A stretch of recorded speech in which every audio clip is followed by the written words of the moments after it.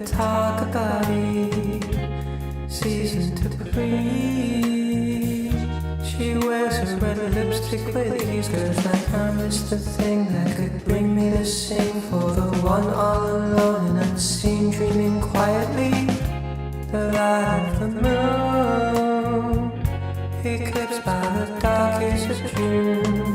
She inspires the two when we fall to our knees in the lively swoon. But I'm sure it's not her who my heart would prefer. It's the girl in her company. Lonely in irony, oh, Allison, I can hear your silent beat. Oh, Allison, won't you save your tears for me?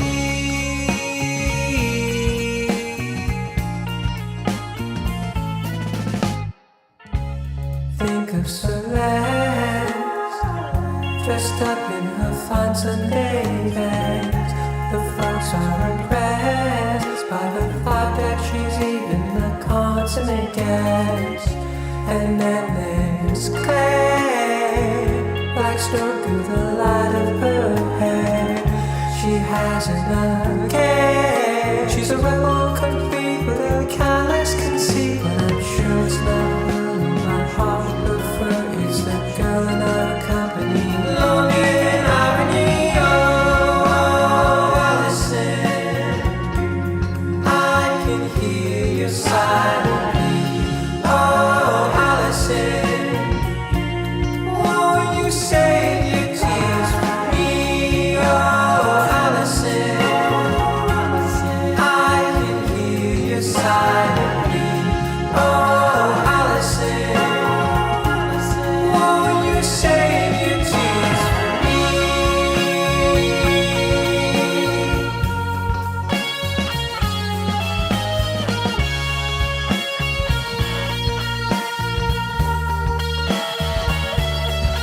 Oh, those girls missed the thing that could bring me to sing for the one all alone and unseen, dreaming quietly. I couldn't ignore that I'm looking for more. Get the girl in her company.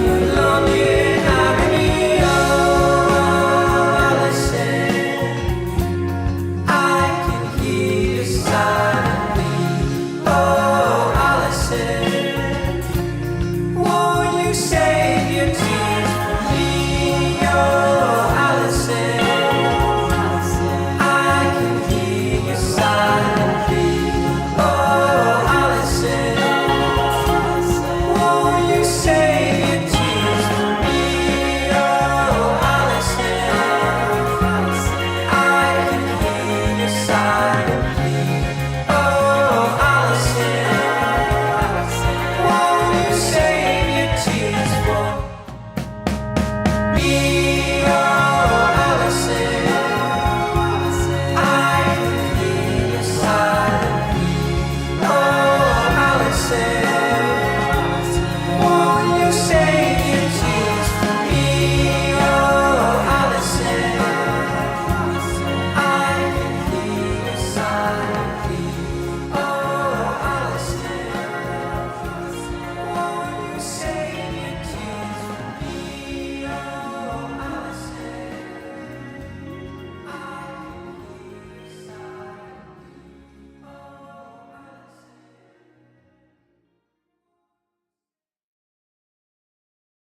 Oh,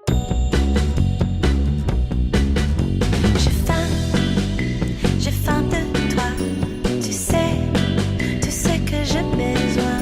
J'ai faim, oui j'ai faim de toi, pas d'autre pour moi.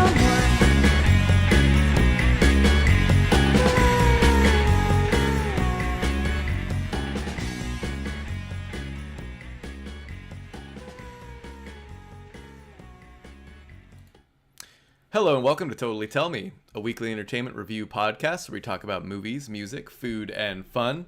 My name is Dominic Mercurio, and I am here with Laura Weinbach. Oh, you wanted to introduce yourself? You can do it.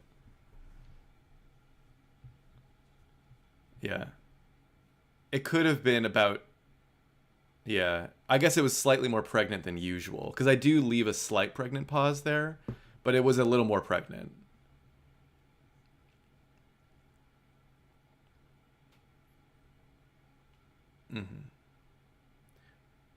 Right. I did kind of take it into like a second trimester, whereas I normally kind of in more in like the first trimester kind of zone.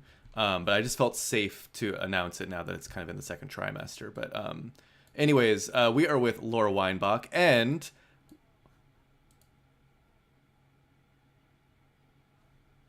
Okay. oops, They're saying no now sound. you have sound. Oh dear. That was Sorry. that was what you call a pregnant pause. That's a on my pregnant part. Yeah. You heard one half of our joking around then, which probably wasn't really that funny then. Thank you all for informing us as to the absence of my voice. Right. Bryce Shell, Ultra 1000, Jamie, Annie Kins. Thanks everyone It for all being helps. here. It all helps. I hope Ultra 1000 made it brown for the town. Yeah, and you know, if you're just listening on audio services, you might be wondering what the hell is Laura even talking about right now. Here's the deal: we stream live on Twitch and YouTube bi-weekly every Sunday at 7 p.m. Pacific Standard Time. And if you want to be part of the show, you can tune in live, and we see your comments and we kind of bring you into the show. And one last thing before I introduce our guest, our intro music today was Oh Allison by Silhouette City, and sitting with me today is one half of that. No, they're sitting with me. Oh, they're sitting with kidding. you. Well, he's really actually sitting kind of like between us in the virtual With sense. us, Yeah, yes. he's with us. I think that would be Max more Weinbach. accurate. Hello. How's it going? It's going pretty all right.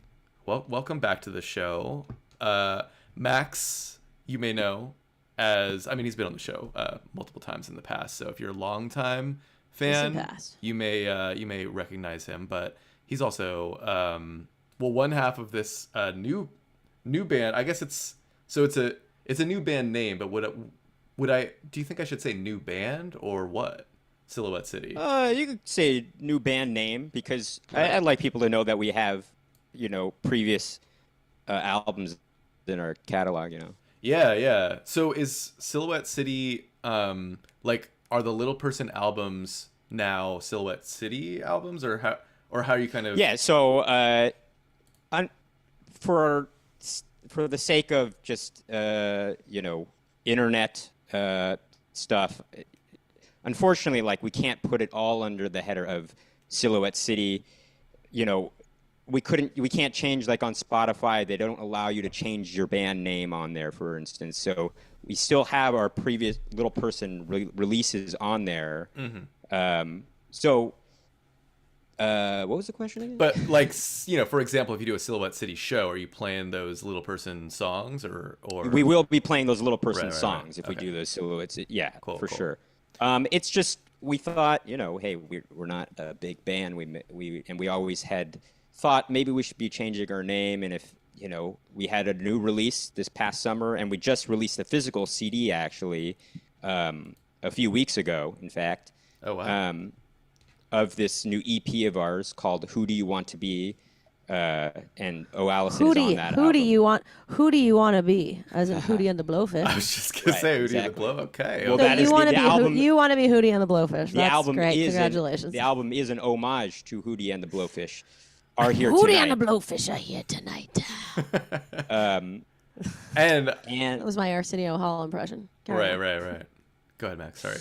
Didn't mean to interrupt. yeah, so we just thought, we had always wondered whether or not we should change our name, and we thought, well, now's the time if we're gonna do it, so we did. Was it because you became a big person? Well, I always personally liked the name Little Person, but it's had some polarization. And, we just thought, well, let's do something that's, that appeals to everybody, I think. And we got, a survey of a bunch of people, what they thought about the band name Silhouette City, and, there was a resounding thumbs up. So Look at that. Have you ever thought about going by FKA Little Person? Or just FKA Twigs? uh-huh. Yeah. That's a good one. It That's could work. That's a good name. FKA. That could work. Little. What about or just Little. FKAA? What about like little, like LIL, Lil Like F. Lil Yeah, person? Lil person. What about just Lil Purse? Lil person. Yeah, like a that's Or what Little about Purse. just how about just Little Lil Purse. Son? Lil Son. Wilson. Like What if we Lil- went by the band Wilson? Oh yeah, what about Wilson. what about LIL and then apostrophe son? How about like- Lil Wilson? It's like short for person, but it's Lil Son. right. How about Little Will's Wilson. son? How about Son, Little my son. Will's son? You know what I mean? Lil Will son. How about Lil Bow Wow's son? Lil Wilson? Yeah, like Lil Will Smith's son. Right, which well, is that's what I'm saying. Jaden Smith. Jaden, Pink, Jaden. and Pike and Poe. No, yeah, that's what I was Jaden. saying. Like Little Will's son, like his son. Lil Will's Yeah, son. Yeah. Well, it's kind of a weird. It's like that's. Well, it's actually Lil Will's son, actually. So Yeah. it'd actually be Jaden Smith's son, actually. What about Oh, yeah, Lil Will's actually, yeah, cum? you're right, you're right. What if it was just Lil Will's cum? Because he Okay. was once that as a son. I guess we all Right? really, All right, sure. We're it all is. Lil Will's cum. we really all have been blessed as Little Will's come. I guess at some We've all point in been our Lil lives. Will's Well, that's cum. what he was actually. He wasn't actually slapping Chris Rock. He was actually blessing him. With his No, cum but in that seriously, moment, like or what? in all seriousness. Go ahead. Oh no, sorry. I was pondering the reality of being Lil Bow Wow's son, because Lil Bow Wow is Lil, you know. In and all he was- seriousness. In all seriousness, what would that entail? I mean, it'd be like a little puppy baby having a little baby ass baby. Well, he's not Lil Bow Wow Yeah, yeah. anymore. He's just Bow Oh, he's Wow. Big Balls Yeah. Wow. He's Uh-oh. he like very intentionally. I think he did a rebranding where he went by Bow Wow after a certain point. Like he was like, I am not your little Bow Wow anymore. I am Bow Wow. But then I think people stopped listening to him at that point. That's like when his career went downhill. Not When like Okay, he he started changed. going by Bow Wow. When he went changed to Bow Wow. yeah, didn't he act like he legitimately changed to Bow Wow, right? He did. Yeah. And he legitimately. He legitimately. Legitimately. Oh my He god. legitimately became Bow Wow. Big Balls Wow. Well, he did get big balls because he grew up, you know. Yeah. Damn, I'm looking at a picture of Bow Wow now. I'm putting this. Oh, can I do this? Can I put this on the screen? Oh, here we go. Yeah. Damn. I mean, Bow Wow's looking like totally. He's just like a man now at this point. You know. Wow, is he really a fully blown man? Yeah. I mean, you'll see it on the screen in approximately like 15 seconds on a delay for you all. But anyhow. I kind of want to see this. Yeah. I mean, you know, you'll see it. You'll see it in a second, I suppose. You know, like Laura I was probably at kinda- this point, if you looked at YouTube. you'd see it. Wow, he's a fully blown man. He's a man, oh you know. my God. Well, you know, Damn. I didn't know he was Master P's son until recently, actually. Jeez, he is so Wait, big. I I didn't know can't that. see it that well though because it's too Lil little. Bow Wow is It's Master too P's lil. son. Master what? Master Master P. P. Master Bait? No, Master P. Master P. Okay. Yeah. Hold Master P. up Wait, in there. Master P is from Wu Tang, right? Was he in that? Huh? No, he's I his don't know own who guy. Master P is. He's his own entity. Yeah. Okay, whatever. Okay. Master P. Well, look, we learn something new every day. Anywho, did we fully finish up our introduction of you, Max? I think we also maybe didn't mention, but it might be pretty obvious that you are Laura's brother. Little Bow Wow. You're the little Bow Wow of the Weinbach family. Yeah, although, I mean, I am 8 minutes older than my He's brother. not the Oh, youngest. okay. I wasn't sure. Not the absolute youngest. Okay, so never mind. Well, but you are the little. He's 8 minutes bigger. Right. You are the little Bow Wow to Laura, though. Regardless, I am- You know. He's am a little the- bow to my wow. Right. Yeah. You bow to that. You bow to that. I bow to that. Anywho, let's see. I was gonna see. Oh, one thing I should mention is. Oh, never mind. I already mentioned that. Max, how's it going? How have you been? How's your life been? I actually haven't talked to you in many a moon. I would say maybe In the last time many- you were on the podcast. No. definitely before the solar eclipse of the moon. Did you look directly at that or what? Actually, it's solar eclipse of the sun. That doesn't make sense. The moon is eclipsing the sun, actually. Yeah. That's what a solar eclipse is. Yeah, like, can you see me right now? But did you blind yourself when you looked directly at that? No, I didn't. I had glasses. I got the glasses. Okay. Do you know though that they like recalled some of those? Oh. Yeah, I know, but are they? You had to get. Oh, they actually recalled like the ones that were supposed to be legitimate. Yeah. Legitimate. Right. Really, I did not know that. Which like, and they recalled it the day of too. It was like hours Oh. before. Oh man. It was ones that you could have bought on Amazon, I believe, and so theoretically, No. a bunch of people would. Oh, ones that you could buy on Amazon. I guess. Well, those ones, I think. Well, I don't know. Shoot, I mean. Wait, I they know that recalled it- them because it was going to make you not have a good eyesight? Yeah, they didn't have the proper whatever. SPF? Well, Yeah, the basically, SPF, yeah. no. Wait, but the like, idea would was, you still be able to think you could look at the sun with them on? Like, if you put them on, does it look like? You Oh, know? yeah, you No, wouldn't know. Let me explain. You wouldn't know. You could kind of know actually. I think. Oh, really? Basically, you're Oh, supposed to be whoa. able to, like, when you actually put them on, you're not supposed to be able to see anything through them, and only the intensity of, Oh my along God. with the luminosity, if they was bright enough, can shine through. So if you like Oh.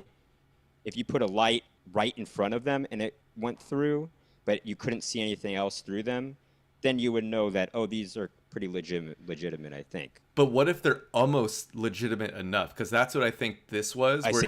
it I was see. like they'd had some level of whatever, the SPF, SPF? but it wasn't quite enough SPF to fully block I did. the intensity, I guess, of the Yeah, I think it's- situation. Yeah, intensity plus luminosity, I guess, maybe. I'm not sure how Right. much, whatever goes into the blindness aspect of it. But What does it do if it's bad? I don't know. I mean, I did Oh. look, and it didn't, Direct? hurt my eyes or You with looked the with the glasses. Yeah. Oh, with the glasses. Yeah. Yeah. And it was like, I didn't feel like it was hurting my eyes in any way, so. Oh, I mean, you're safe. My and eyes sound. have been. You're safe as a bug in a rug if you got the glasses on, but I'm talking like.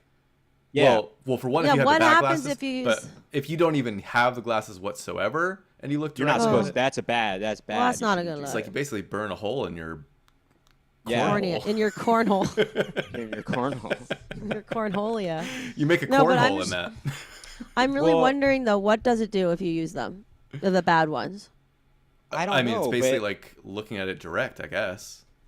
yeah. But what Well, no, what I does would that? think, as you said though, Dominic, you said though that maybe there was a sort of, is there like a gradient? Is what I mean. Like, is there like some that are almost good, but like they're not totally correct? Right. So if they're almost good, is it gonna kind of mess up your eyes or something? Yeah, I like don't maybe you could look at it for 30 more seconds, but know. Sure. maybe we're all. I wonder if I mess up my eyes though. I mean, because I wouldn't be surprised if the ones we were using were from Amazon. Well, who knows? I mean, yeah, it was like Well, one specific brand or something like that. Because like I've been waking up every day and my eyes are just so dry, like, and that's not normal for me. I think Well, it's more of a basically- blind spot. oh, Yeah, I think so my cornholia is good. Yeah, you don't have a It's cornhole. okay. Oh, I know. were you saying cornholia because I mean Cornea. obviously cornholio, but cornea. The cornea, yeah. Yeah. Cornucopia. You burn a hole in your cornholio. Yeah. Oh wait, no wait. Did I? Oh, I thought because you were saying hole. Yeah. You were saying hole like your eyes are holes basically. You're Uh, burning a hole in your cornea. It wasn't that hardcore. It wasn't that crazy. It was just like cornea sounds like cornholia. No, but I don't think you realize that you are actually creating a sort of Double entendre. no. What is it called again? When you combine two words, it's called a portmanteau. You're kind of like doing a portmanteau in a way where you're Portmanteau. burning a hole in your cornea, which is a cornholia. Right. You know what I'm saying? Well, honestly, right. however you want to get to cornhole is fine with me.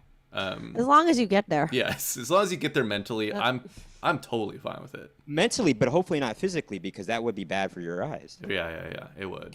Well, all I know is my eyes are dry as a dick these days. You know what I mean? And I don't know why. Right. It's like I wake up in the morning and it's hard for me to open my eyes, and it didn't used to be this hardcore, Leah. Oh, but it's You funny know? that Laura said cornholia. It's the female version of it. Yeah. Oh yeah. Well, also cornea is the female version of it. Oh, You know, I see. cornea. Oh, like a Right. like yeah. Well, Corneo. I mean, It's yeah. not corneo, it's cornea. Right. Right. Anyways.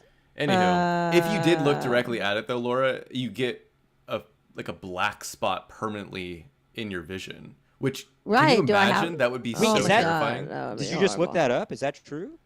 I've been told that.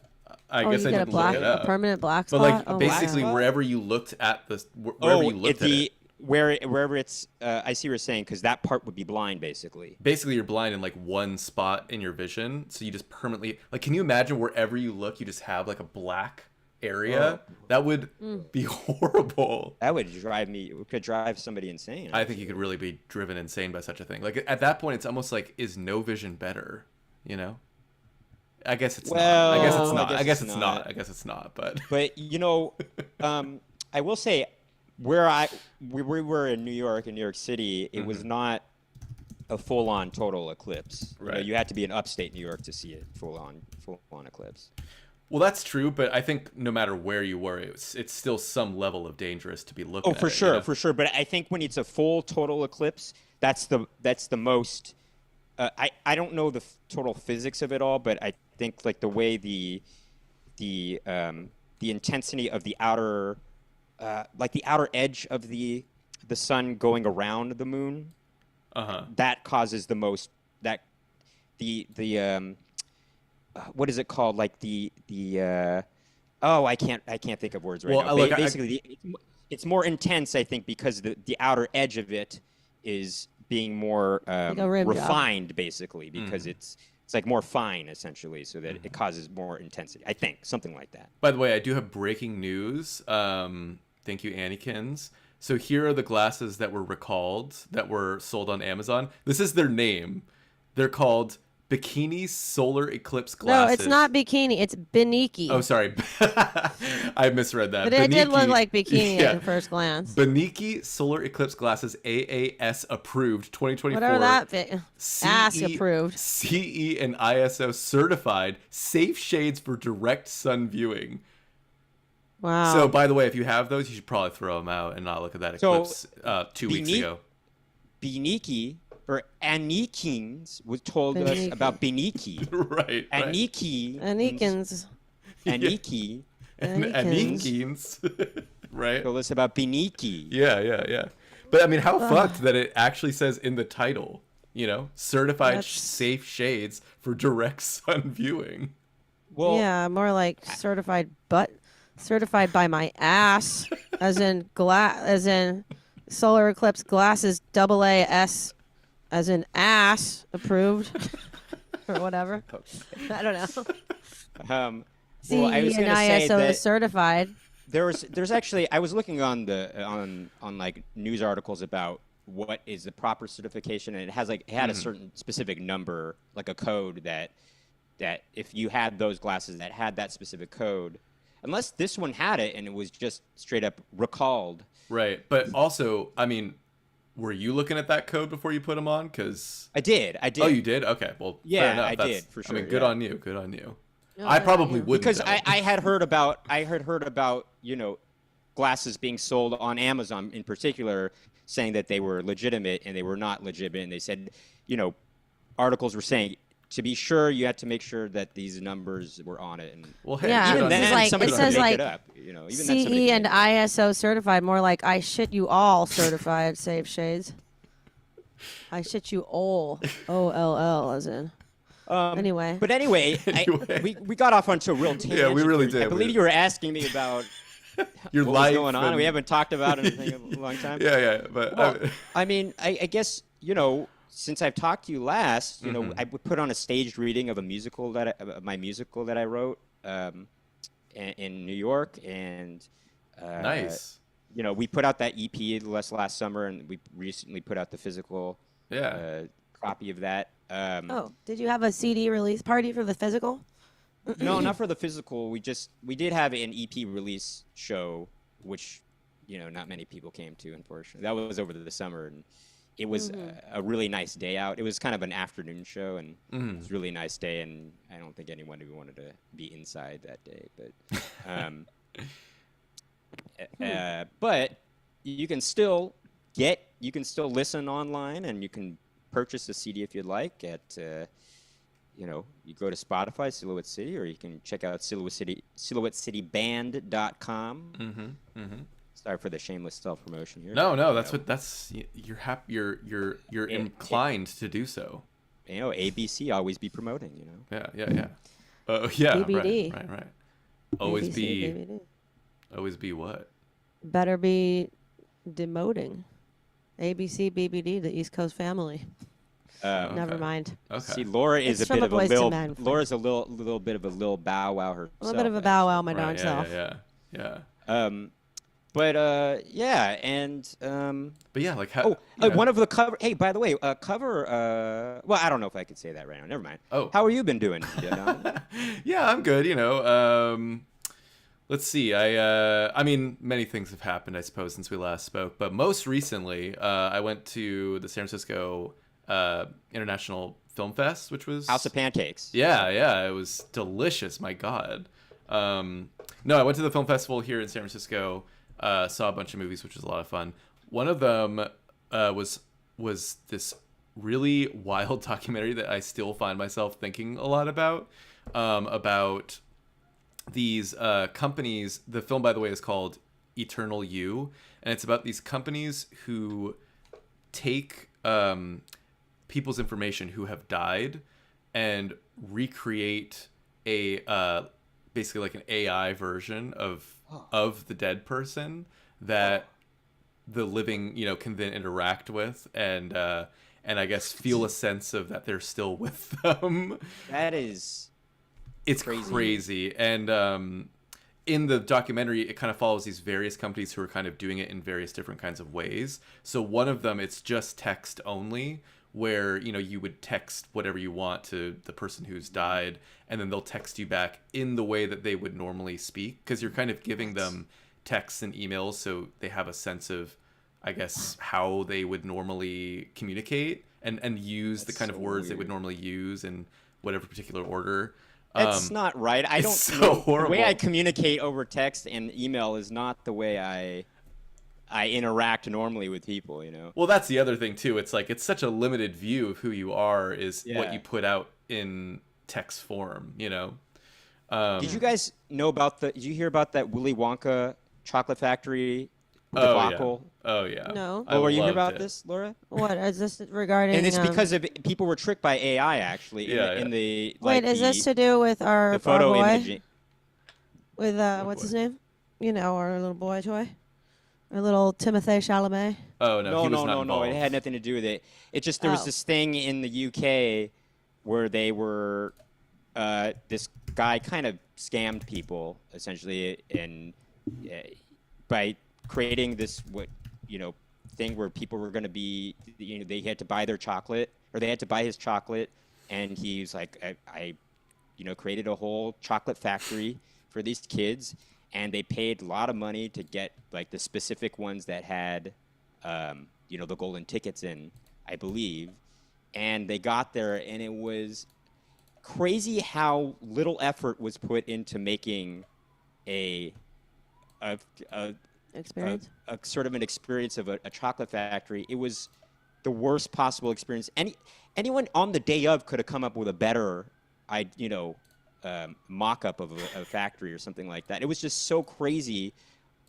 I mean, it just was like, the guy was interviewed who scammed these people, and he's like, we were supposed to have all these, tools and everything that didn't arrive, and it just was like, well, you could have come up with something better on the day. I just thought this was clearly a scam, I mean. Yeah. Wow. I don't know. Also, they had just all these knockoff versions of I get like they try to make someone look like a Oompa Loompa. I have it up on the screen if you look on YouTube. Right. of like how they dressed this woman up as an Oompa Loompa, and it's really the stuff of nightmares. It sort of looks like she's just in front of a sort of meth lab situation. Are you seeing it, Laura?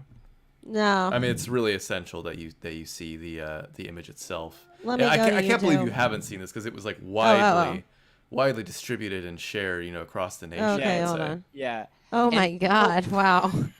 But basically, It looks like one of those people that works at like those Spirit Halloween costume stores, who's just Sure. they're over it at that point. Very much Like, so. they're Yeah. like, do you want some spider webs with that? Or something, right. You know what I mean? But basically, They're kinda people were just tricked. over it. People were tricked into, buying into this whole thing through the promotion of it all, which was using AI to develop like what the chocolate factory would look like, and people were just, I get ads sometimes, on YouTube, these political ads and stuff like that, and you're like, is this an AI thing, And Oh, I yeah. wonder, I've been but listening. sometimes I do look at like who the ad is by, and I'm like, no, it's a real ad actually. I don't know. There's But a who knows? You're right. podcast that I've been getting into lately called Lore. Ever heard of that? Mm-mm. Lore. It's like about. It's kind of it. Okay, it involves sort of ghostly tales or Did different. you discover the? Did you just discover the podcast because you were typing in your own name? It's just- No, no, no. It's I was spelled gonna Lore. Go down a similar route, yeah. No. I don't exactly know why I decided to click on it. I think I thought, all right, I don't know. I kind of enjoyed the font, I suppose, and I like the idea of something to do with lore. I like folklore, and I like, chilling tales or things that are, of a fantasy type of supernatural Fact or fiction? background. But so this is the podcast is about it's like basically historical things that actually did happen, and then sort of the folklore that has been born through those actual happenings. That are and it's kind of like a myth. Is it myth or not? I don't know. Some of the facts, but I mean, there's factual things that actually happened that are also astounding, and then there's like the other folkloric aspect of it that is kind of to be interpreted. But the guy who narrates it, I guess he goes by Aaron Mahnke. He sounds like a freaking ass robot, and it kind of That's ruins right. the show for me because Yeah. I'm like, okay, and the music is also not very good. Like I think it could be good if it was real, but it feels like they AI AI'd produced. it or something like that. Like it's kind of piano music that feels sort of like Victorian. I don't know, kind of gothy, Victorian-y kind of piano music, but it's not real. Like, and it's very poorly edited a lot of times, and sometimes it's not even piano music. It's just bad, like synth drones. Like I can't explain it. It's just not good. But I think that the producer of the show thought, oh, this would be a cool vibe for the show, so maybe they just told AI to. They had like one song that they thought was good for it, and then they told AI to make songs like that or something like that. You know what I mean? I mean, that's what it feels like to me. And then the guy who's narrating it sounds like a robot, But it is a real guy. I mean, I looked it up, and I'm thinking, does he just have AI do the bulk of the work here? And then, A lot of people You know do what I mean? that, particularly on YouTube channels. I've been, Yeah.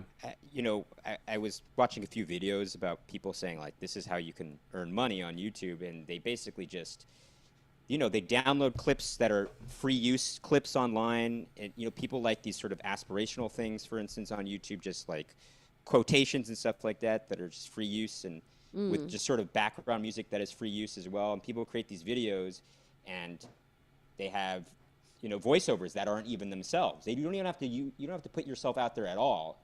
Right. You can use an AI voice, for instance, and people are making a lot of money because people just want to listen to this stuff. well, I want to listen to the stories. Like, I am interested in the stories, but it does pull me out of it when I just feel that the voiceover is so robotic sounding. Sure, And I'm just sure. thinking, this is a very, sort of emotionally dynamic story that's happening, and it's being told by this completely like monotone voice, and it doesn't seem right, it don't feel right. Right. It also makes it seem like, are any of these things, these folkloric things that you are listening to, are any of these based on any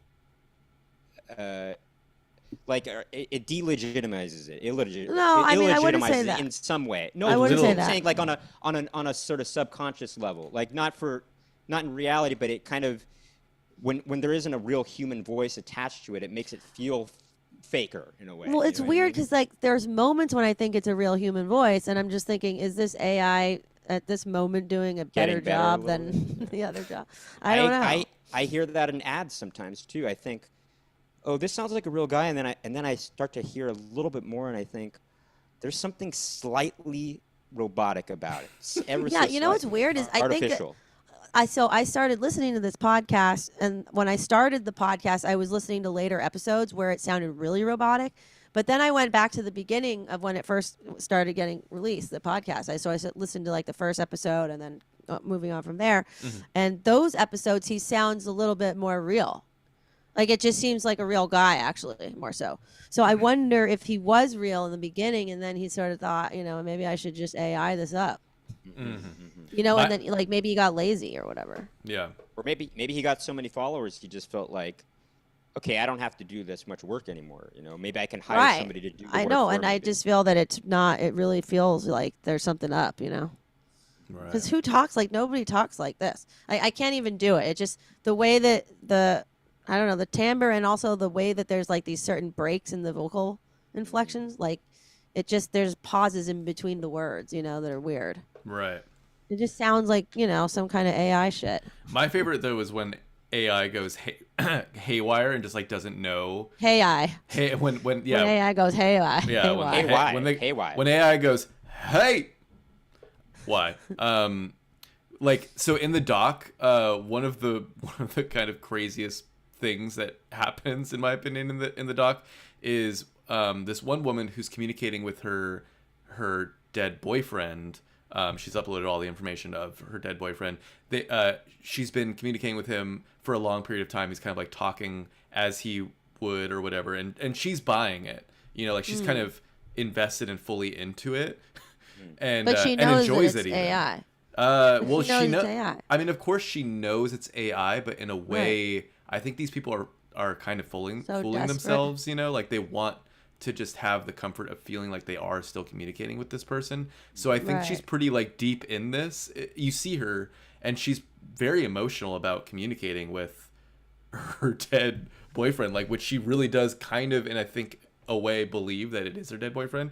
Anyways, she's also quite religious, and they have this one conversation that you see play out, and the boyfriend, she kind of is asking, oh, what's it like over there? What's it like where you are? And then the boyfriend starts describing what it's like, and he's saying something like, there's a lot of drug addicts here or something. She's like, What? Well, So what do you mean? what? Like, I mean, didn't you go to heaven? And he says, no, I'm in hell.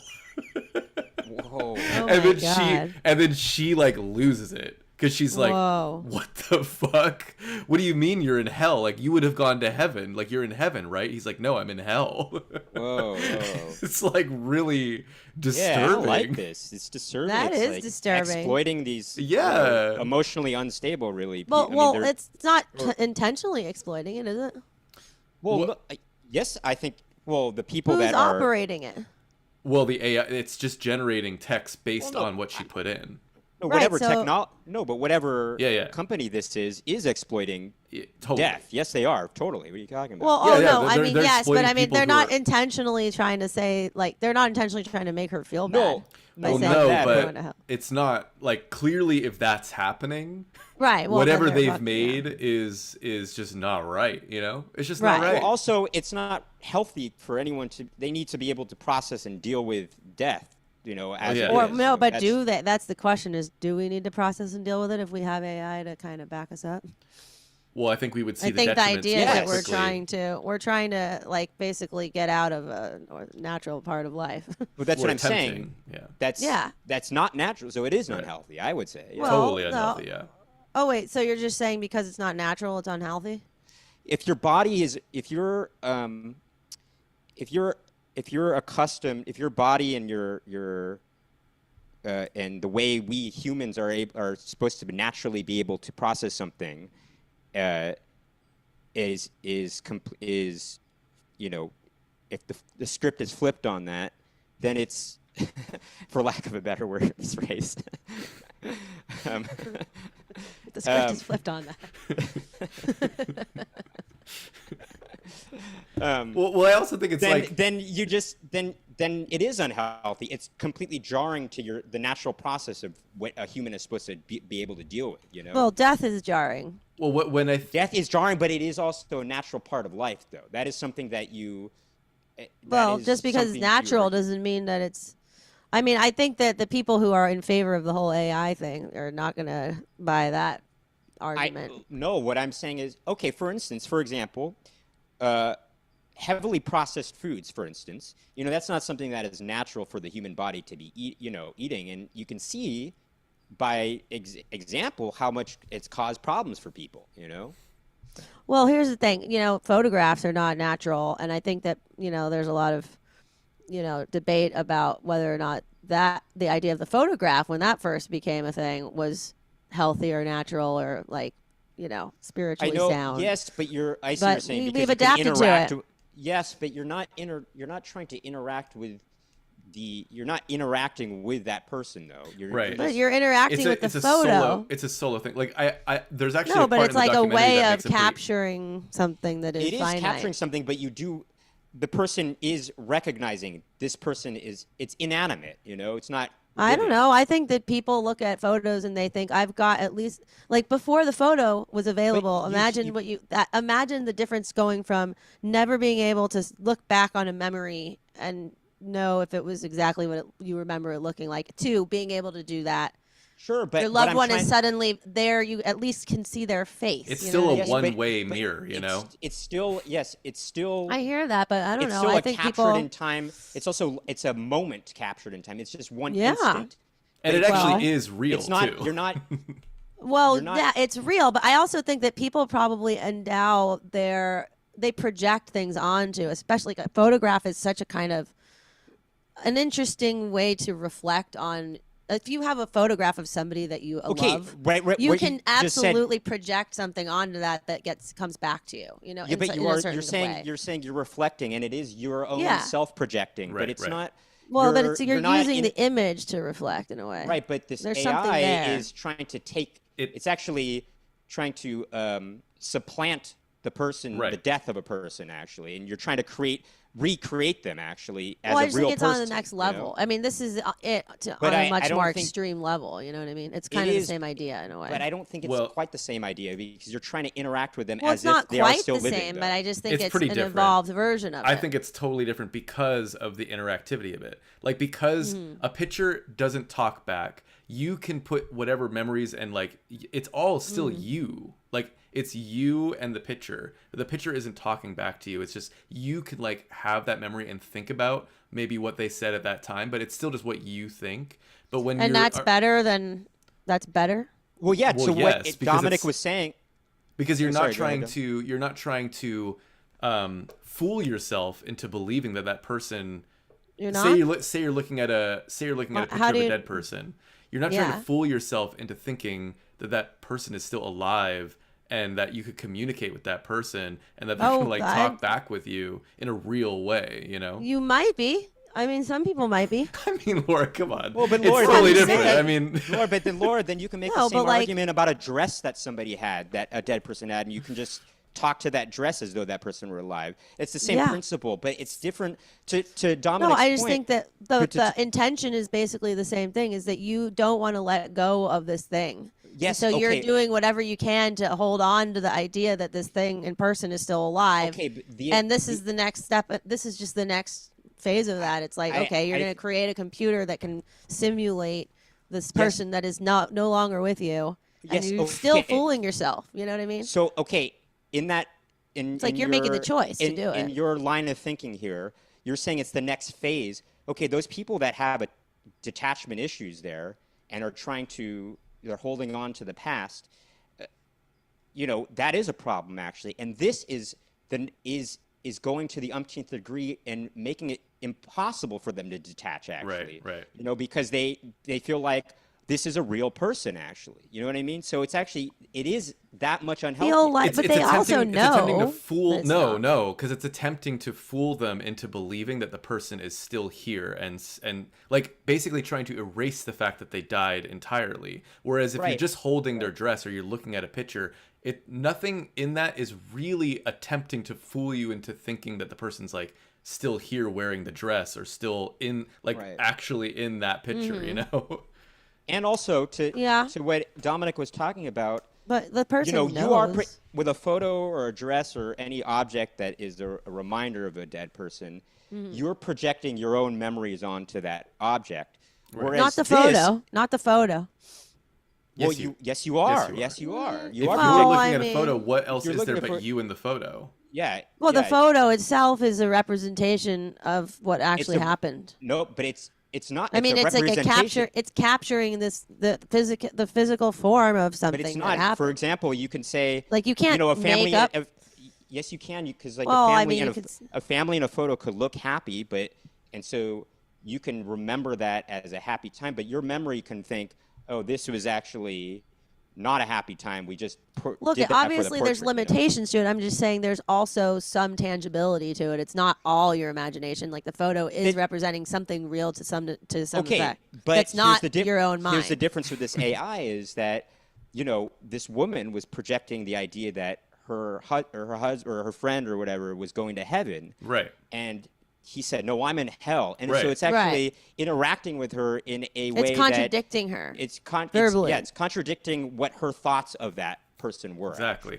It's no longer just what she thinks of what happened or like whatever. It's telling her something else as if it is the person. I mean, I think Right. it's really preying on people who are at their most vulnerable too. Mm-hmm. Because I mean, Yeah. can you think of a more vulnerable time than like when you've shortly lost someone who you loved and of course everyone still wants them back in that time, but this is providing like a Band-Aid on something that is so clearly not meant to have a Band-Aid It's like a on. festering Band-Aid. Right, it's just like It's like an infected Band-Aid with like some kind of like we all have dealt with grieving, and you do It's need got, like, to actually infections. accept that it has happened to move forward with your grieving. I mean, it's just the Well, simple I guess fact. the question is, do you if we could somehow defy that that natural course of life with technology. I mean, like, like Well, in that episode actually- of Black Mirror where you can, whatever it was, take stem cells and actually clone a person or whatever. So in And psychology, then get their whole mind in that new body. Then Well, do that's we have the- to deal with death? well, so basically, in psychology, I think there's like 4 to 6 steps or something like that in dealing with death, and one of those steps is denial, actually. Right. And so you were forever. Last is acceptance. That's the last phase of it, of dealing with the grief of a death. Well, all of that, And- those steps are and so- prior to the AI coming out. Well, that's what I'm saying. So, in other words, you won't ever be able to. You won't be able to deal with the whole process. At least No, but the like way- that the way process we've is kind of- only the way we've defined by the fact constructed- that we didn't have our certain Well, technological. no, Laura, advances. because I think that's those steps. What he's talking about, the steps of getting death? over. No, not just death, but getting Or over grieving, the grieving process whatever. for whatever it is. That's not going to change. That's just human nature. Like that is we always deny something at first, then we have to accept it, then we have to grieve it, we deny it and then we grieve it and then we accept it. I think what But human nature is, though, is you're very much forcing people, subject to. But I think in this, in what these companies are doing, is they're forcing people to stay in that denial phase, which feels good. It feels good to pretend that it didn't happen. Right. But it's not healthy because you never move into the next phase of the grieving process, which you Now- do need to do to get to acceptance. Now, to Laura's. No, but what I'm trying to say is that I- these 5 stages of the Grief. Yeah. of grief or whatever, I think are defined, and human nature is often defined by what we have at our disposal and Right, how so so it's yes. like I don't So think that you can say it's a definitive thing. If we had had access to the ability to recreate a person, and maybe this AI thing is just the first stage in a very involved, very complicated cloning process or whatever, then maybe those stages would evolve too. You know Sure, what I mean? Maybe to Laura's point, psychology is is theory, and it's based on we've constructed these things to help us cope in our lives, Right. But And humans they are evolved. based on the elements in our life that we know to be true in our life. But if those things start to change, nothing is absolute. So if innovation makes things that once weren't true to be true, so if things change, the truth is constantly changing about our lives, with technological advances, then the way we cope with things might be considered different, I guess. Sure. We do need to move. We should probably move on. We from should this move stuff. on. You're like, sure, I guess you win. Let's move on. No, it's not about that. well, We've been going on I'm about it for a kidding. while. I know I we have mean, been going on. well- I wanted to actually bring up another subject of some depth and importance. What do you guys think about mattress toppers? I got one. You did? Why? Wait, so you mean like the one that fully encapsulates your mattress? Encapsulates? Like it fully covers the whole mattress. Yeah, it's like a mattress And it's topper. like it's zipper. You zip it up. It could zip or it could not zip. I got one that zips up completely. Wow, how does it zip? Like it zips around the whole truss, as in mattress? You you put the mattress inside of the whole Oh thing. wow, so it's like a full-on zipper, It's a zipped full-on up sort zipped of up, cover. yeah. It's like And then it has a cushion on top, so there's still a top. yeah. Is there a topper? I have an extra topper for myself. I had to have one. Yeah, I got one myself. I mean, it sounds like what what you is- have is just sort of like a condom for your mattress. Yeah, you have basically a condom for your tris. That's what it is. Okay. thought that's what you were Well, talking no. A mattress topper is like something that you're placing on top of your mattress that like adds added. It either adds it adds some puff or it adds some stuff. Or Oh, fluff. if your mattress is good enough, why would you need that? You don't exactly. You don't need it. Don't, but if you want to just do some extra, fluffs and stuff. No, then you I get looked that. into it because when we were about to get a new mattress, I think Nikki and I looked into that, and we realized because we had a bad mattress, we thought, maybe we should just get a mattress topper. By the way, and the we way you're realized- telling this, it makes it sound like you guys share a bed. No offense, I'm just saying. Oh, sure. Sorry, we both separately got mattresses at the same time. Actually, It does His sound twin like brother. I'm just yeah, trying to, just that. draw the lines here. In any event, And Trying now to it paint kind a of sounds. picture. It honestly kind of now sounds like you're trying to like cover it up. Actually, you're like, oh no, we actually got two mattresses at the same time. Actually, we I are- swear, so- hey. we were trying to cover Oh, it up I with mean, a mattress I, topper. We were Right, trying to right. cover it up with a mattress topper. right, true.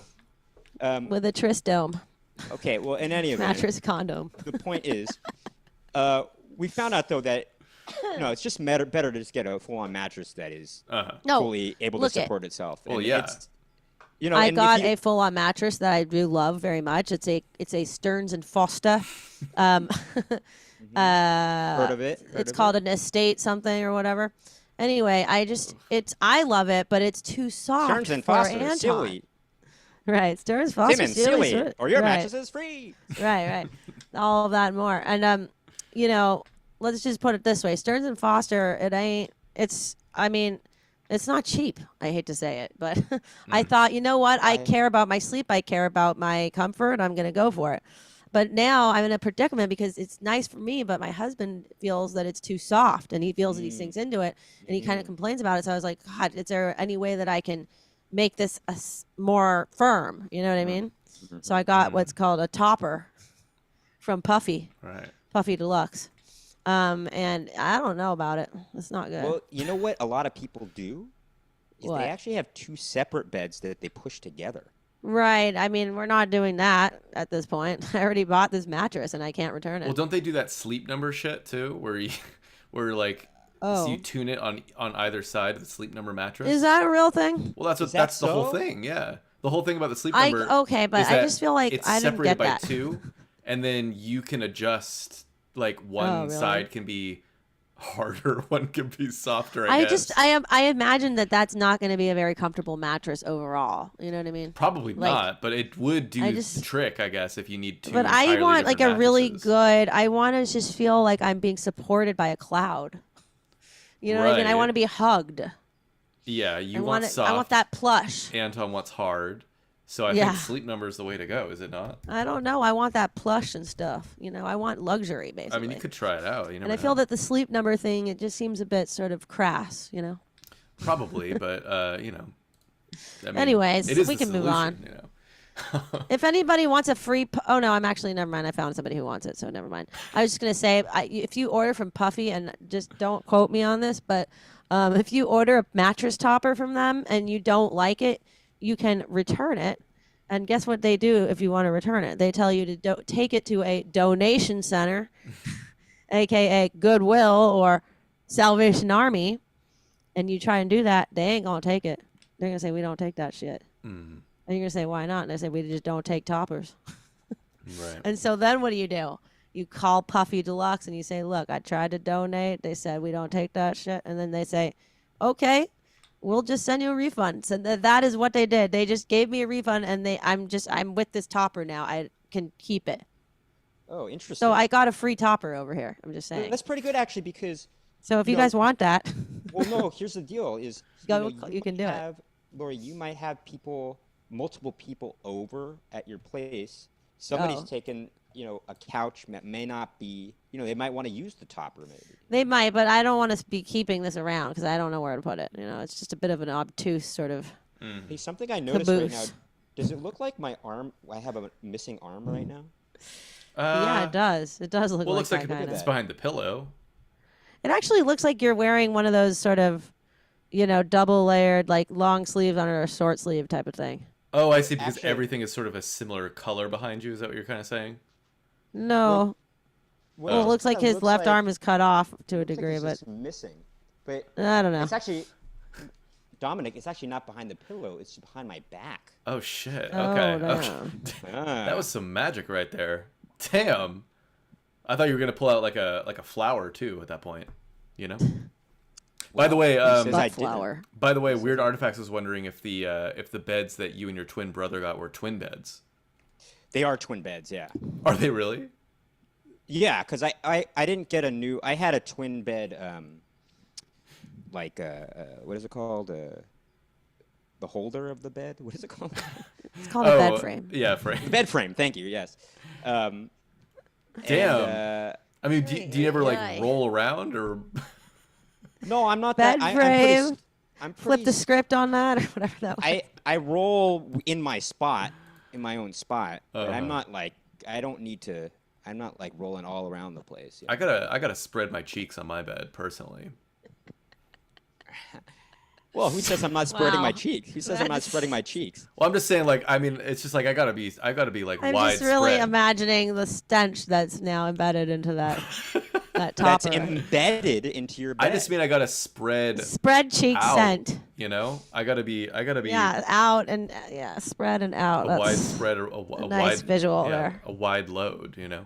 I mean, I don't bed. need. Oh I my don't god! need that. I'm just envisioning dingleberries all of a sudden. Don't Look, get me wrong. here's the thing. I thought about getting, when I got a new mattress, thought about getting, a size up, like a full bed. But I just didn't want to buy a new frame too, and just whatever. I'll just get another twin bed. That's fine. Damn, well that's commitment. Okay, we should probably get to the movie. Yeah, just because sure. it's reaching a certain time. This has been fun and all, and we can keep chit chatting about any old number of things, but why don't we go ahead and introduce the film here? So, if you're not familiar, we always get to our review in the second half of the episode. I don't think I really said that at the beginning of this episode, but today we're going to be reviewing Bill and Ted's Excellent Adventure, the 1989 classic comedy directed by, hold up, pulling all the information up, Stephen Herrick. It stars Keanu Reeves, Alex Winter, and George Carlin. It's I guess what is now the first in a short franchise, or I guess trilogy of films. They have since released 2 sequels. There's Bill and Ted's Bogus Journey in 1991, and then there is Bill and Ted Face the Music in 2020, which we actually reviewed on this podcast, I believe, with Brent, if I'm remembering correctly. Yeah, Yeah. I think you went. Yeah, that's right. But for now, we're going to be talking about the original Bill and Ted's Excellent Adventure in 1989, which follows the aforementioned Bill and Ted, who are kind of these two basically just dummies who are tasked with a history report that may or may not result in their band breaking up if they don't pass this history exam. So they're sort of thrust into a situation in which they really must. Stakes are high. The stakes are high. They need to pass this history exam. So they are given an opportunity of a lifetime, I guess you could say, to I don't know. I mean, can I say the conceit of the film or what? Do you think that's a spoiler or what? I mean, just like the general concept of what they do. So yeah, no, I mean, so they travel through time to try and. That's fine. No, that's I mean, look, That's a known fact. They travel through time to attempt to pass their history exam, and that's that. But anywho, so how we'll kind of structure the review for those who aren't familiar is we will start spoiler free. We won't talk any specific plot details or moments necessarily in the first part of our review, and we'll make it very clear when we kind of get into all that. Also, I think for this kind of film, it's not like super important. There's not a lot of spoilers to be had, I suppose. There's specific events, I guess, but yeah. But at first, we'll kind of start with just our general impressions, overall thoughts. So, Max, we like to start with the guest here. Well, actually, why don't you start with your history too of Bill and Ted's Excellent Adventure, and then let us know what you thought of the film. Sure. But before I say something, I do need to make a correction. Master P's son is not Lil Bow Wow. His son is Lil Romeo. It was Lil Romeo. Oh, actually. damn. Oh, Yeah, damn. sorry about that. Wow. Anyway, just a correction there. Yeah. Anyway, so my history with it is, this was something we grew up with, this movie, and we watched it a lot. In fact, it was, I guess when we were 4 years old, though I don't really have a recollection of doing this, but apparently Nikki and I used to watch the movie because we had it on VHS, and then we would rewind it and watch it again several times in a row. A lot. That was like when we were 4 years old or something like that. Mm-hmm. So it's a really big part of our childhood. So I will say also my opinion of this movie is very much going to be biased. There's a cute little kid right there. Yeah. We were invaded for a second. Sure. Anyway, my opinion of this movie is going to be definitely biased because it is a very nostalgic, thing for me. For sure. But yeah, I was trying to be sort of more objective about it when I was watching it last night. And I will say, to start off, it was a little bit more lackluster, maybe because I was just by myself watching it. But then once they started going back in time, then things got kicking into high gear for me a little bit more, and I was like, oh, this is much more entertaining, and felt more like when I remembered it as being, how excited it was being for me, as a little kid, I think. Mm-hmm. Again, my opinion is going to be somewhat skewed by the fact that it was big for me when I was a kid. Right. But there's a lot of funny parts in it. I think the actors that are playing the different historical figures are really funny, and I think Bill and Ted are great. Especially Keanu Reeves. He's got a real charm to him. Mm-hmm. And you can see why people were thinking, oh, this guy's gonna be a star. Mm-hmm. For sure. Yeah. Anyway, go ahead, Laura. What did you think? What can I say? It's one of the greats, It's one of the greats. I mean, it is history itself. It's where I learned about Socrates, where I learned about Genghis Khan, Bob Genghis Khan. Bob Genghis Khan. It's where I learned about Joan of Noah's wife, Joan of Arc. Right.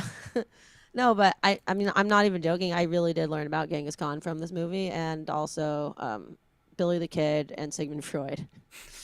We'll talk about it. I mean, so I've seen this movie countless times, and I watched it. I made my child watch it today with me and his cousin, who's 9. And, I thought that my 2-year-old would be mature enough to handle this movie. And he liked some of it, but he wasn't as into it as I thought he was going to be yet. I think he will be more into it like next year, maybe. But the one part that he really liked was when Napoleon is like, no, no, no, no, no, no, no, or whatever he's doing. Right at the bowling He alley. wanted, yeah, and Well, he he's like, merde, merde, merde, no, merde, not merde. mad. No, there's one part where he was saying, no, no, no, no, no, no. Right, Oh, it's right. like when they're at the water park and they're taking him out of the water slide and he wants to go back on the water slide. Well, that And actor is really funny. he's really hilarious, good and actually- at embodying Oh, this I sort of know. Napoleon with a Napoleon complex type Right, of guy. yeah, like a little man with but anyway, I was paying more attention to background stuff that was happening in the movie, and it is hilarious what goes on between Billy the Kid and Socrates. I was gonna Socrates. say, Laura, Oh I was my gonna. God, We're they not are picking. so funny. I think we're I'm not not doing gonna specifics go. I right know now, I'm though, not Laura, doing 'cause I will specifics, talk but I about just want to that. I wrote say these that down. I did my that. overall reaction this time is there's a lot of fun stuff to be Yes. had, a lot of fun Yes. to be had in the back, Yes, sitting for in sure. the back. Oh, there's in Yeah. the back, huh? yeah, there's a lot of attention to detail in this movie. That's what makes it so good. There's a Oh, lot and I of will also say, nuances. Yeah. actually, to be honest, I do think this movie is well directed. You know, there's a lot of interesting directorial choices that I feel like were thoughtful and good, and in a way, there's a kind of emotional. There is an emotionality to it in a way, even though at first glance it might seem like just some sort of, Valley Boy kind of, like rockery kind of, high sort school. of high movie. school sort of thing. But bad. actually, I don't know. There's some tenderness to it to a degree. Yeah, yeah. But also, Yeah. and yeah, I just, you compare the directing in this one to the part 3, and it's like, night and day. This one is actually a good movie. I think it's actually a pretty good movie. That's just my humble opinion. Nike, what are your thoughts? Yeah, I liked the movie. I liked it overall. I I had a fun time watching it. Oh, good. I think it's clear why it's a classic. Just because I think the concept is so. I mean, the concept is great. I think. Yeah. It's an excellent setup. I mean, pardon the pun, I suppose. And I think the two leads are really a great duo together. Yeah. They play off each other really well. Yeah. I mean, this isn't news, I guess, because but I really do think that their dynamic is great. Like I think Keanu and Alex actually are, but like I think Alex, maybe he doesn't shine as much, like you're kind of saying, Max, as Keanu. But he's very good. But he's really good plays with Keanu. Yes. Yeah. Yeah. No, he's I really always good thought in he being was the also the hot more one. grounded one in a way. Really, I always thought that Bill was like the hot one and kind of more attractive when I was younger. Now, I guess I didn't back, say. I wasn't. And we're not talking commenting. about He's attractiveness, yeah. Right, I'm just Well, saying. are we not though? He plays just the ever so slightly more grounded one of them. I don't Right. know if I would necessarily say that. I would. I suppose. Yeah, I think he's. I mean, they're both playing the They're both- dumb guy, but They're both playing. No, but dumb, it's like, yes. but Keanu is like, my dad's gonna send me to military school. It's like he's the one with the serious situation, right? No, he does have a serious injury, but I think And then There's he's there- like kind of it's a- checking out his mom, and then Ted's like, "It's your mom." no, but it's. But he I does know, say like, exactly, but "Shut he up, is- Ted." Yeah, exactly. There's a. I don't know. It's not even. It's just hard to in say. their acting choices, because Ted has a little bit. Keanu Reeves has a little bit more like the. He's more of a Valley Yeah. Boy kind of. He has that kind of smile that Right. he does that makes him slightly goofier in a way. Right. I did see the brief entrance. Yeah. What was I gonna say? I don't know. Well, I also feel like. So I mean that was like the positive, of course. Like I think it's a great concept. Obviously, Bill and Ted are both excellent. Again, pardon the pun. I keep saying excellent because I'm looking at the word excellent here. I think the directing's great too. I think like for me, it got a little Slow? repetitive at Oh. times. Oh. I think there's kind of like one central joke here, which is just, wouldn't it be funny if these historical figures are met with some complete idiots? And I think I think it's wouldn't it be funny if these historical figures were in 1980 whatever year? well, it is, and it at the becomes mall. that. It becomes that, Does which become- yeah. which then I was really into that. I'll get into that too. But I guess what I'm talking about is really specifically like the first third or half of the movie where they're just sort of collecting these figures. Yeah. I felt like it was funny initially, but it's kind of like, okay, now here's another one. Like you don't really gain a lot of different kinds of jokes. It's kind of just I get one what you're joke. saying. I understand that.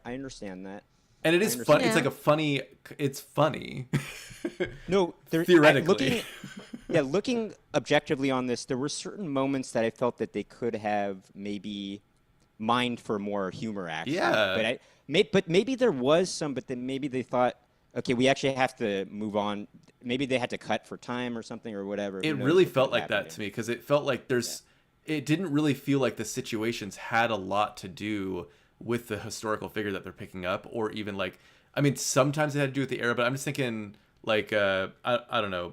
It's not a spoiler really, but when they get, well, I don't know, maybe I shouldn't say it yet. I'll talk a specific situation in a second Sure. that I just kind of felt was like, well, this could have happened with anyone. Like, why does it matter that it's this person at this time? Like, they just kind of come in, they take him, and they go. It's like, okay, but couldn't you have come up with kind of like a funny situation? Like, because it's this person, it could do this, I think they got more into that in the second half of the movie where they bring them all to 1989, and then it's like, now you see them actually kind of fill their personality, of who they are historically in Right, 1989, yeah. which then it's funny.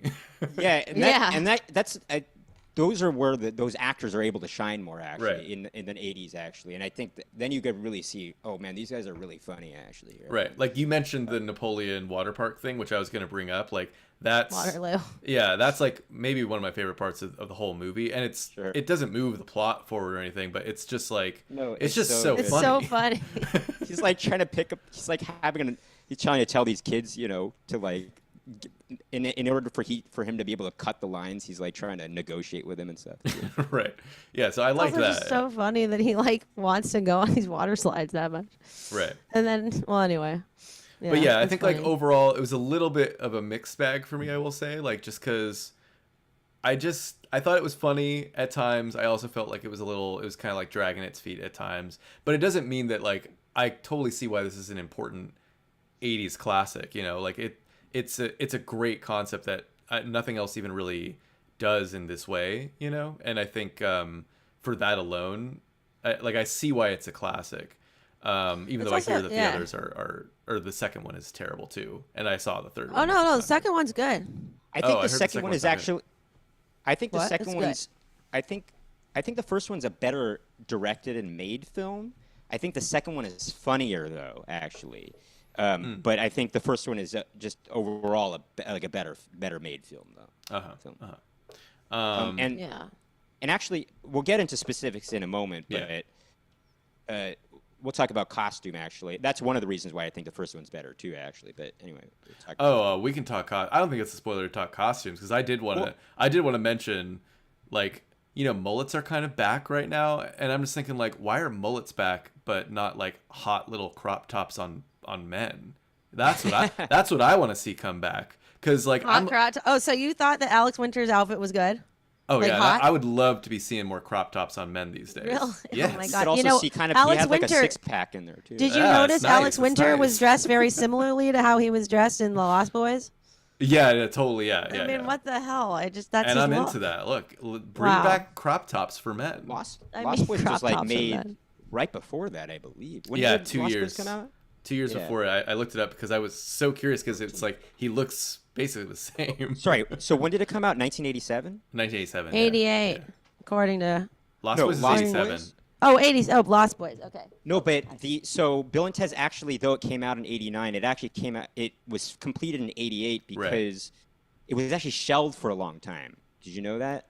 I What? didn't, but they do mention 88 in the movie, which Wait, I what thought was was shelved? interesting. Yeah, What was they mentioned shelved? the Bill and Ted's Excellent Adventure was Oh, really? shelved for a little because Nelson Entertainment, which was the production Oh, I thought you company that meant the made Nelson this. twins. Uh-huh. Well, no. So I'm going to bring that up in a Oh. bit, but Nelson Entertainment was the production company. I think they went bankrupt and went out of business, so they didn't. Oh. They couldn't find a. It was actually this almost wasn't going to see the light of the day. This movie was almost not going to see the light of day, and somehow it did. And but yeah, so Nelson, the band Nelson, comprised of the twin sons of Ricky Nelson, of late '50s and Ozzy and Harriet fame. He Yes, their band's name is Nelson, and then the production company was also called Nelson Entertainment. So that was kind of an interesting coincidence. Right. I mean, The last song in the movie is called "Two Heads Are Better Than One." It's by Nelson. Oh yeah. Oh, is was that catchy. true? That was catchy. Nelson? Two No snap. heads are better Better- than one. Right. Well, yeah. Double the everybody knows that. pleasure and triple the fun. Yeah, Right. It really Who sounded doesn't like a know that commercial song or something. Like a song for a commercial. I mean, It sounds like something from Triple the Double fun. Mint. yeah, double bubble, Mint. double bubble or something. Or Double Mint. No, Yeah, double mint. Oh, double. Well, I'm thinking double bubble. Double Okay. Bubble also, sure. Why not? Yeah. Anywho. Double bubble. Oh, Charlie sorry. Double. Some more on the costumes because this is not going to ruin anything. But Yeah. I was reading about this fashion historian, and she was commenting how keen and perceptive the costume designers of this film were and accurate. They said that in the Beethoven scene, all the extras, what they were wearing was incredibly accurate, she said, especially for a teenage high school movie from the 80s. Oh, yeah, She I just thought- was like, yeah. wow, this is really impressive. And she said, if a teenage high school movie from the 80s gets it right, then there's no excuse for any other movie to get it wrong, actually. So she said that was pretty cool that they got that. It does Oh, add to I the humor. agree. It does add to the humor Yes. that it's so accurate. Well, also like no, Well, it's I also mean just adds to the the detail production and design was nuance. really good on all the different times and countries that they went to. I thought that it felt like you were watching a period piece when you would go, like when they were in England, when they were in, King Henry, whatever, medieval England.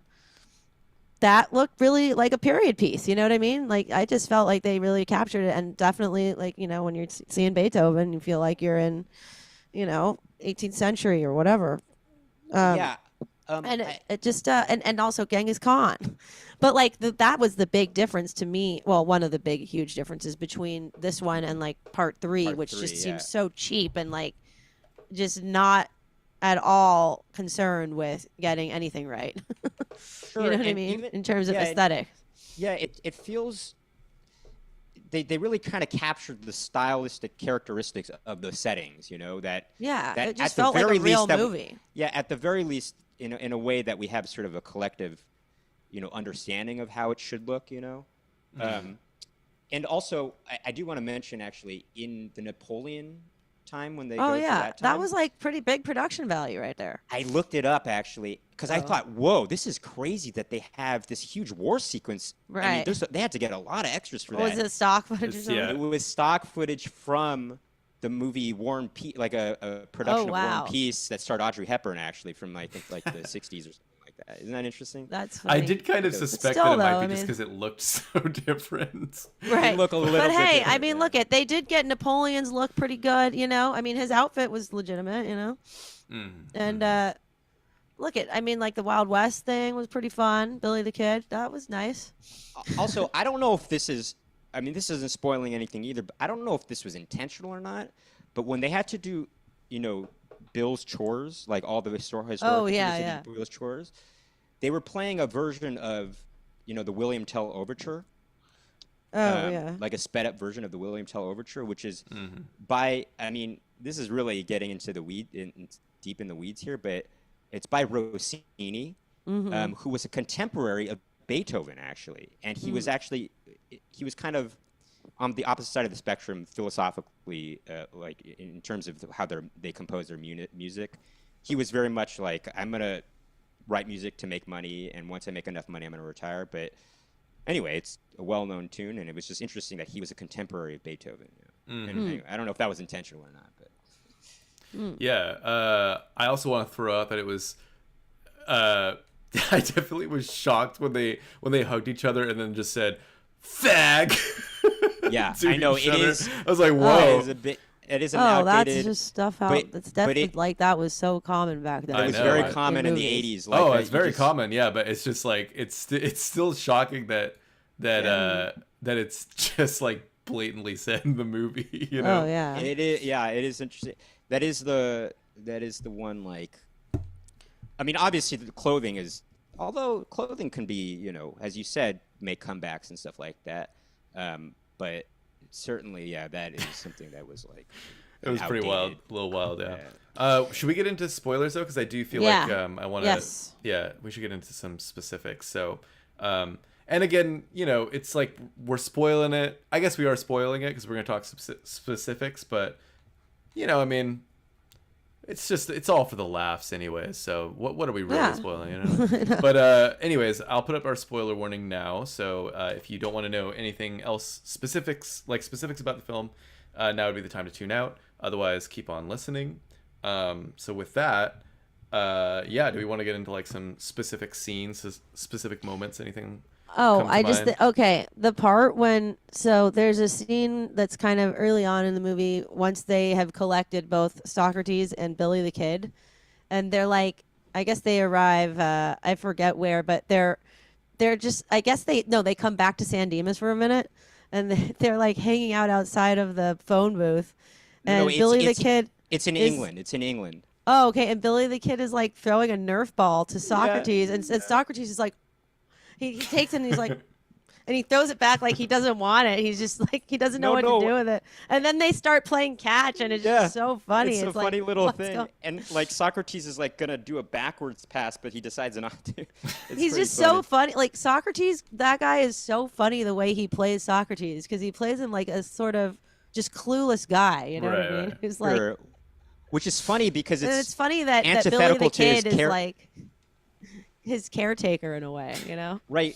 What's interesting because, it is funny because Socrates is supposed to be this sort of very knowledgeable, very philosophical and deep guy that's very wise. Mm-hmm. And yet when he's out of his comfort zone and out of his element, he just doesn't know what to do. But Billy the Kid, on the other hand, who's an outlaw and who's like kind of supposed to be sort of, a gruff kind of maybe stupid guy in a way.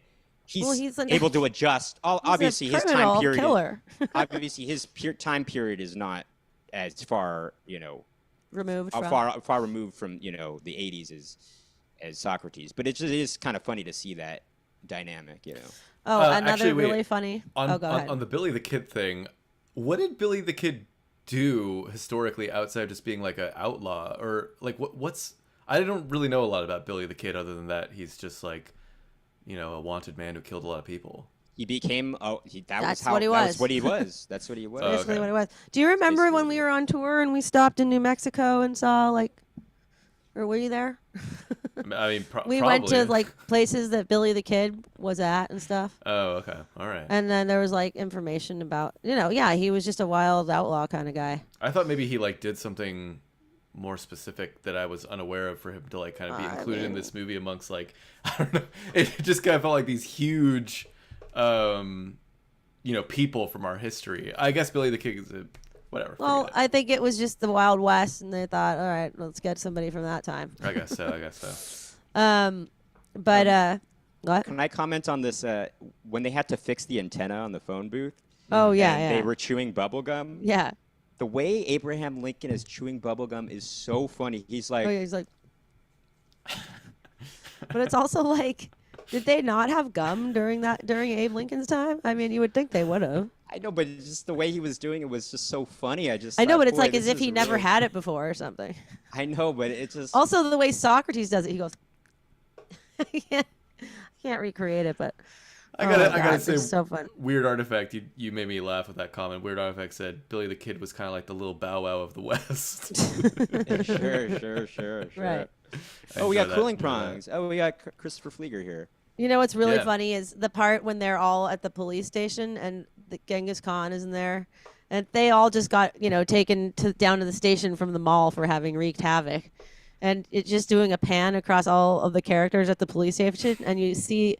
It kind of slows down over Genghis Khan, and he's going, he's right. Talking to the police officer, he's trying to making up bargain with Mongolian. It was so funny. Yeah, it was. It's just absurd. It's absolutely absurd. It's also really funny, just the whole Genghis Khan thing, where he's in the sporting goods store, and he's taking these baseball bats. He's it's he's biting these bats, and then he's using it to hit the mannequin. It's just so hilarious. I mean, also, I feel like Beethoven didn't actually do anything bad, the guy showed him. Well, no, he was like rocking out too hard, and I think that the guy was like annoyed that he was like, putting on a concert basically, and Well, it was that's just doing good. too That's much. good for business. That's good for business. You would in think my that, but opinion. maybe the guy was like, all right, already. It's kind of like when you work at Guitar Center and there's somebody who's playing the electric guitar really annoyingly, and it's like loud. Well, but it's But Beethoven. I mean, you know. Like, But you know what's funny is that so when the guy shows him the keyboard, and he's like, the way he shows him, it seems like some '80s commercial for a keyboard. Right. It's like, why don't you try this one out? You know, it was very much this sort of and he shows him like the sequencer thing. yeah, the sequencer thing, and the way the actor reacted to the sequencer was just so perfect and right on about how Beethoven might react to it. He just was like, he Yeah, just yeah. got so like this thrill of a lifetime that that he just was like, what is this magic thing that's happening with music? You know, Yeah. I just thought it was such a perfect reaction. I thought that was really funny and Yeah. great. And so speaking of Beethoven too, and by the way, I really enjoyed, I think, the last third when all these antics that we're talking about were happening. I think that was like a stronger part of the film. But Beethoven was one I was going to kind of call out specifically, is like when they go to get Beethoven, it's just like it's funny that they're there, Yeah. but like there's nothing. This is He's kind of not what I mean, really where it starts to doing get to the anything. point where it just gets repetitive for me. Where Well, it's absurd. It's absurd. I mean, it's the concept is absurd, but also we've seen it like 10 times at this point. You know? Sure, I understand. what your point is. Sorry. What were you saying about Beethoven exactly? Like that? What Well, was they just repetitive kind of about? come in and then they just take Beethoven. They and then that's it. take him away. Like there's no. You There's know what I nothing mean? fun or funny about it. I Yeah. understand what you're saying, Dominic. I personally think that maybe they just had to cut it for time. They probably were just like, Oh, you mean when they okay, first get him from when his they first time? get him, and they did that with a yeah. few of them, like No, yeah. Joan of Arc didn't have a whole. Lot No, at of that point it other was just thing. montage. But I think it was just Kinda. montage at that point. They needed to Yeah, get. no, they I were think just they like, should have look made at it this- more of a montage though, because to me it was just kind of like, I think they should have just slapped some music on there and just like boom, boom, boom, boom, boom. But it was like more. It was like It wasn't long scenes, but it's still like these scenes that you're watching. It's like, okay. I actually like that. I like that because I feel like you get to see their setting a little bit. You get to Right. absorb the, It also the aesthetic. creates contrast with what It they're creates about more to of a experience, world, yeah. which is like, this is their setting and this is what they're gonna. But I they suppose. did do. They Oh, did for take sure. time, obviously, in England. They took a lot of time there, Yeah. And they didn't even take they- anyone from England. and they took some measure of time in Napoleon's time, and they took, and then with obviously with Socrates, they I'm they did have an interaction with him where they were doing the sand thing, and Right, no, that was funny. Yeah, all we are is dust in the wind. Well, or see, something that's like the that. kind of stuff that I liked more when Sure. when it related more specifically, like their interaction with the historical figure related. Right. Billy the specifically- Kid, obviously too. Yeah, it's kind of like they would do something that it's kind of funny how these two idiots from 1988 are interacting with this historical figure, and it's like they're making a dynamic between them rather than just kind of grabbing them and Sure, going. You know? sure. Oh No, wait, I get Ultra that, I get 1000 that, just I made get a good that. point. Ultra 1000 said, "I thought it's because they already got whoever they needed, so they said for extra credit they picked up other historical figures, and I think that's actually true." That's true. I think they Well- It's needed. all, yeah, they were just getting extra I credit. think they needed only three characters. That was part of their assignment. But with that said, I do agree with Dominic. They could have mined that for more humor, even if it was montage. They could have even put just a little bit Yeah, of just- something in there to, like one little bit, even maybe to just be like, okay, we're not going to just use this as a throwaway thing. Like, let's Right. make use of this in Like a way. one, I get that. Like one thing, just like one thing thing. that like can relate to the historical figure. You know. Right. Even like, they're, Bill and here's an example, like Bill and Ted like to play guitar, or something. And Right. They could have used something with that to juxtapose with his piano playing or something like that could have been Totally. mined there. And it could have been really quick. It's just like at a certain point it just kind of felt like, oh, we want these historical figures in the movie, so they're just going to get them. Right. But they did at the very least they did make use of them later in the final third of the movie. Yeah. Also, another thing that I thought was a funny little, object to show was that when Socrates and Billy the Kid were hitting on those two girls, and then Right. and then Napoleon. no, Also what's his does. name? Sigmund Freud comes along. Oh, right. And he has this corn dog The that corn dog, so is funny. clearly a phallic symbol thing that right. it's like up at first, and then as like Right, the that's hitting a on reference goes to his awry, whole thing. and then it starts going limp, it goes like that. Oh, does it? Oh, goes like oh. that. The corn dog kind of goes like this. You seem to What? be suffering from some mild hysteria. He said. But What, Nikki? I just want to point out something. Oh, Nikki wants to point out something. What's that? Do you want to give him the mic real quick? Hi. What's up? I can't hear you, but what I wanted to say was, I don't know if you guys noticed or knew this, but the actress that was playing Joan of Arc was Jane Weidlin, who was one of the Go-Go's. She's in the Go-Go's. oh, that's who Yeah. she was. Right. Yeah, I was like, that's. I thought I recognized her. I've known that for years, but she's also included the movie as the Oh, as the singing like telegram. the singing telegram. Yeah. Right. What my other God. thing that was kind of, I guess, before the historical action really got involved, but I really like the part where they're sitting outside the convenience store and they're like, "When did the Mongols invade Japan, miss?" And she just goes, Invade "I don't China." know. Sorry. She's like, I don't know. I just work here." She's Right, like, that was funny. He's like, That "Do was you know funny. when the Mongols invaded China?" I don't know. I don't I just know. work here. That was so funny. That was And like then when that really Rufus got gets me. there, he like shows up in the telephone booth, and they're like, "Do you know when the Mongols invaded China?" He's like, "Well, boys, let's go there and find." It's Yeah, like they're yeah. just asking any old person. Yeah, yeah. Every that's- single person they come across. It was really just her reaction though, like her, Oh, like right. her No, that was line fun. and her delivery was so good. I thought. Well, Right. I don't yeah. know. I just work here. I don't know. I just work here.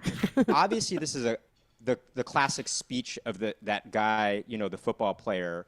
That's something that we always quote, and I've always dreamed of being St. at an Demas High School award cer- football rules. That one. at being at an award ceremony and winning and just doing that speech where he's like, things are Computers. different but more the same. It's computers. San Dimas High School football rules. And then, but the smart girl who does a speech before him is also funny. I realized she's like, Oh yeah, she's like. let them eat cake, let them eat fast food.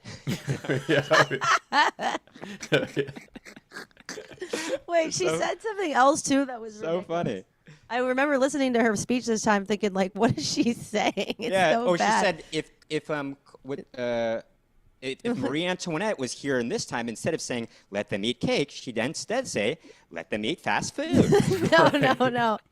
It was before that Like, though. good like job on your everything history report, No, you it know, wasn't it's that. like- It was leading up to that. That was something she said else was funny. I can't remember what it was, but it was like absurd and ridiculous. I can't remember though. But Well, also But, that football player, when they show a shot of the other football player, I thought Right. that was funny. He kind of does this he's like rooting him on. "Come He's on, like, are you gonna say it?" Kind of a thing. You better say it. Well, no, the guy was like, "It's like computers," and the guy's like, it's almost like the guy wants him to be able to give a good report, but he doesn't think he's going to make it or something like that. Well, Like, no, I'm I not think- sure if what he was doing was wanting him to say San Dimas High School football rules, Oh, or I got was he that. just like, "Come on, dude, Come you on, can you do this report." yeah.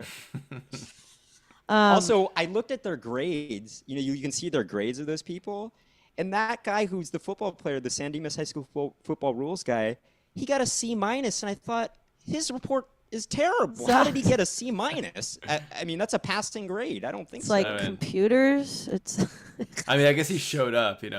I guess. well, no, but he did I mean, some- Bill and They're Ted showed older. up to class, but they still flung. Oh, also, They're like, older, what was up yet with, newer. like, why was this like a report in front of like The 100 entire plus like people? huge school. I know. like, Oh, what- 100 right. plus, more like 1,000 plus. it There was seemed a like, lot of like an people. entire stadium. I think it was all the the whole- seniors of all the history classes, maybe. Because, I like, there were three guess. there were three teachers. I don't know. It seemed like quite a it was lot. like it did seem I like mean, a lot. in the but- It beginning seemed the- like the whole school was there. Yeah, like in the beginning of the movie about when, the when they're whole talking school, about like, oh, you got a history report. I'm thinking like, okay, so they're gonna stand in front of that classroom that we saw in the beginning of the movie in front of like 20 odd people and do their history report. So like when they cut to this Yeah. auditorium full of people, I'm Yeah, like, it what? is funny. What is? But it makes Also- it's like, who cares though? It makes it grand. Oh, I don't care. Right. I don't care. It was just like. Also, what hilarious. about It was the like, fact It is that funny. Yeah, I get it. all those high school kids had lighters after after Bill and Ted went on, they're like doing this thing that with was the fun, lighters. yeah. I'm like, that all those high school kids would have lighters at school. Yeah, right. Oh, by the way, the guy who does that San Dimas High School Football Rules, his name was Ox. That was his name. Ox. Yeah, his name was Ox. But also, I mean, Lincoln's speech is classic. 7 minutes ago, Right. we embarked on a most excellent adventure. And Bill and Ted have set forth a proposition that was as true in my time as it is today. Be excellent to each other. And party on, dudes! Hey, it's actually a good speech, Classic. though. You know. It is. I mean, classic. it makes sense. I liked in the end. It's a good message. Yeah. I also liked the very final moment of it all when you hear them start to play and they just totally suck. And then Right. Yeah. what's his name, the comedian? George Carlin. George Carlin Carlin. just turns to the camera and is like, they get better, I promise. Yeah. But you know what's funny is when they are playing their guitars before Rufus shows up, speaking of emotionality, Laura, they're like, but maybe we do need to get better. There's sort of a kind of a good acting, like a little Right. tender moment there that they're Not just like, that moment. we The need to moment I was thinking of that was, especially in my opinion, there was something to it, was really the part when Napoleon gets kicked out of the bowling alley. And then the music comes on that's kind of like this sort of epic but emotional sort of, it feels like a period piece military music. You know what I mean? It's like, it's sad for Napoleon, this great leader who, was a, military sort of genius in his time and highly revered, is being thrown out of this bowling alley and just being like totally disrespected. And there's something that's a little bit sad and pathetic about it. You know what I mean? But then he gets thrown out of there, and then the guy goes, buddy, because the guy's like, yeah, you said you haven't paid. And he goes, pay? The guy goes, hey, buddy. And he goes, buddy? He goes, yeah, you still need to pay. Pay? And then they were like, yeah. And then they throw him out, and he just rolls out on his, gets thrown out on his butt. And then he gets up, and he's like, this really kind of sad, epic music comes on. And it's actually good music. And then he comes out, and he just does this thing where he's like, trying to brush himself off and maintain some semblance of dignity. But he's just been completely just, sort of... You know who does the just music, by undone. the way? You know who does the music to the score to the movie is David Newman, actually. Of the Newman family. Great composer. Like Randy and all the gang? Well, Randy's more of a songwriter, but yes, Randy and what's his name? He does the score for 6 Feet Under, and there's a lot of Alan Ball stuff. And I don't know. I love the score And, in 6 Feet Under. I don't know who and that also, is, though. Nikki, score for 6 Feet Under by who? Thomas Newman. Ah. No, Oh, wow. Jamie said that she spent a lot of time at that bowling alley in her youth. Interesting. See, those places also look like places in LA to me. I mean, like the water park there, it looks just like Raging Waters. And I heard that because it takes place in San Dimas, and I'm pretty sure Raging Waters is in San Dimas. I think that was But that's- Raging Waters, actually. No, but Yeah. some Oh, that people was are- Raging Waters? Well, I but think people it here are is. saying that it was shot at this place in Phoenix. Because Raging Waters is like Oh, the really? only... Wait, Water park hold that on. we ever heard of. The only one that I've ever been to, and I loved it. Well, yeah, that's the only one I had ever been to for the. Well, no, I've been to Wild Rivers too, but Wild Rivers, but yeah. the truth is they all look the same, kind of. Yeah. I went to a water park last summer, and it was very much like what we saw in this movie today. I do just want to mention, when they're getting the Iggy Piggy ice Ziggy cream Piggy. thing. Right. Yeah. Ziggy Piggy. We always do this when we're sharing something, Laura, me, Right, and we Nikki, always is reenact we that always thing. like do that spoon thing where it's, Where he I'm gonna he get- blocks the other person blocks from the other getting the person's last spoon from bite. getting the last bite. But it was kind of funny. Deacon, what a funny brother name too. Deacon, that's his name. Deacon. But he seems to be with these twins for some reason, which is funny. Oh, yeah, he's with these twin girls. Because if you notice later on when Bill and Ted, chastise him for losing Napoleon, he's at his baseball game. The twins are sitting on this bench watching the game. I which know. is It's like funny. he's It's like some kind of weird pimp amongst Yeah, twins. he's like this player or something like that. He's like What's a going twin on? pimp. It's weird. No, but I also think it's really funny in the scene when Napoleon finishes that whole huge sundae, and then they like are about to take the bowl away, and he's like, there's this grotesque puddle of ice cream melt on the table, and he goes, he just like licks the whole thing off. He's doing it, and he's looking at all of the other people directly in the eye. He goes, I did like It's Napoleon. so funny. He was kind of like my favorite of the Oh historical my figures. God. Like I thought that actor was Right. really funny. he When they're is, in but the I do police- think Socrates is quite funny, to be I honest. think they're all mean, funny. Wow. I mean, Sigmund Freud is really funny too. When they're in the police station and the guy's questioning to him, Tell me about questioning your him, he's mother. like, well, yeah, he's like, why? So why do you think that you're Sigmund Freud? He's like, why don't you think I'm Sigmund Freud? He's like, oh, And we're it's gonna funny how actually do pissed this? off the guy gets. He's like, Tell me about your forget it. mother. And the guy just gets off and storms away, like as if he has no power over him or something. It's so funny how angry the guy gets. And just like, it's like the guy just basically gives up on asking him questions, but it's just hilarious. Right. Also, by the way, the Ziggy Piggy thing, those guys that are doing that patch. Oh, yeah, who are with the they? pageant, they are the writers of the film, actually. Oh, wow. I thought they looked like some, I don't know, some kind of something. Let's see. was wondering So I about wrote that. down notes here, actually, of a lot of stuff that I. But, why We- didn't they we take sh- anyone from England? Yeah, we should wrap up in a little bit, Okay. but yeah, let's maybe touch on like one or two more moments, and then yeah.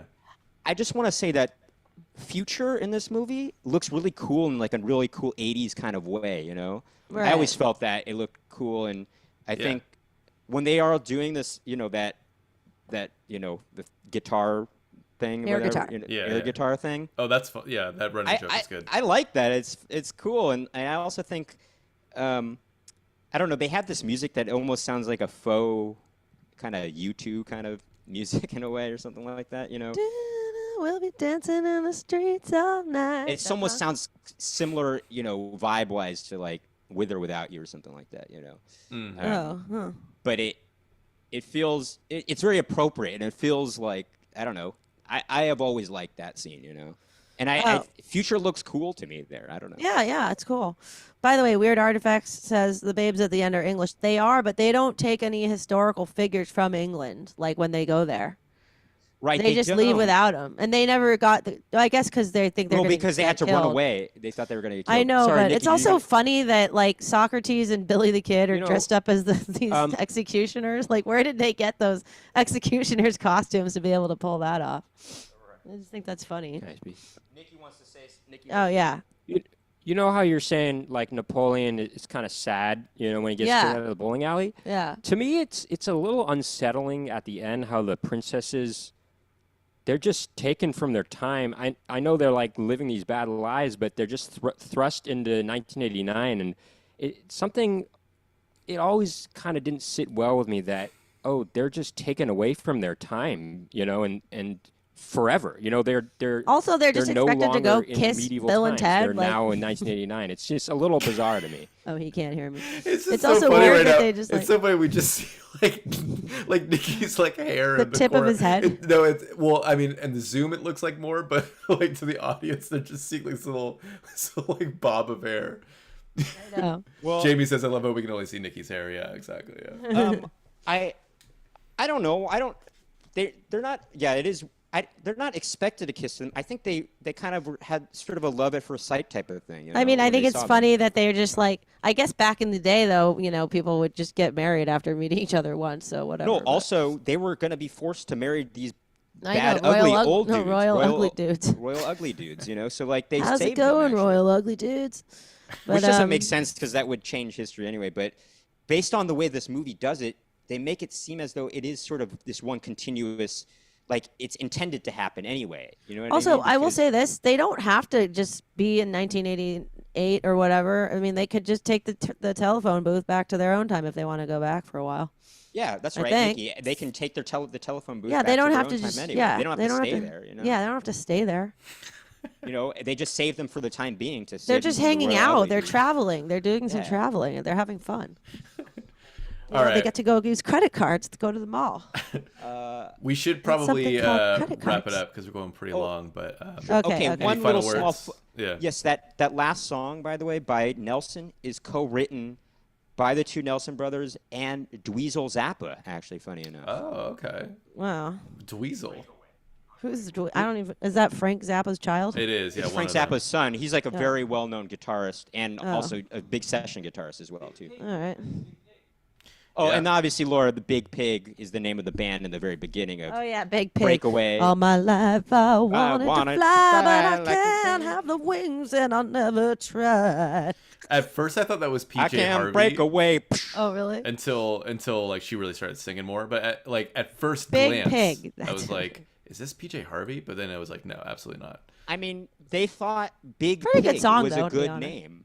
Well, totally great song, and also it's so I mean, it's a very nostalgic thing for me to see, like the sort of, that sort of geometric kind of shape type of thing in the beginning that comes down, Mm-hmm. like this. The geometric shapes, in the beginning are always classic looking to me. I guess. Yeah, they look cool. To answer I mean, Jamie's that's question, just- I did not know that. I didn't really know who Dweezil Zappa was, to be quite frank. Just, Well, I mean, he's Quite not frank. that well Yeah, known, but exactly. quite frank, exactly. Well, he's no, his I son just and- simply didn't know that. I don't know. I'm not that well versed in the Zappas. Yeah. Anyway, I just think that the historical figures really captured their characters in a very funny and nuanced and good way. I just thought that was... Yeah. All right. I think we should wrap it up here with our talk on the film. I mean, it sounds like we all liked it. Maybe me a little less than you guys. Sure. but- I mean, look, but, Dominic, you also don't have the, I don't have the it's you not don't have a the nostalgia. nostalgic experience. thing You don't have the yeah. experience. I don't have the experience. I'm but a boy. You're not experienced. You're but a No, boy. I mean, like, it's understandable. Like, I was trying to take a sort of more objective look at it in a way, so I understand some of your points that you're making, Yeah. But I still had a fun time with it. It was, it was still very funny, and a classic for a reason, I think. But yeah, Max. Oh, I'm glad you liked it. Thanks so much for being on this episode. Thanks for coming back. Thanks Back for in- having me. Back into the fray here. And thanks for playing our song in the beginning of the show. Yeah, of course. Yeah, great to have you back. Hopefully we'll get you back on another time as well. Sure. Hopefully, you could have Nikki on another time too. or something like Happy Yeah. happy to do so. And then do you want to just mention maybe one more time where people can find your music?